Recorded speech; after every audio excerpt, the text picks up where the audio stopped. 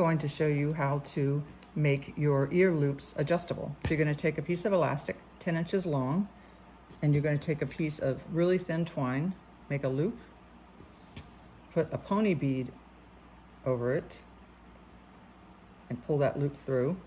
Open up the loop, put your piece of elastic through, hold it, and pull. Now we have a bead on our elastic. We're going to do this again. So we're going to make a loop, put our pony bead on, hold the loop. This time we're going to fold the ends over, making sure not to twist. Put the whole 2 pieces through the loop and pull. And now both of them are on, and we can put this down at the end and this and sew it on our mask, and now we have an adjustable strap.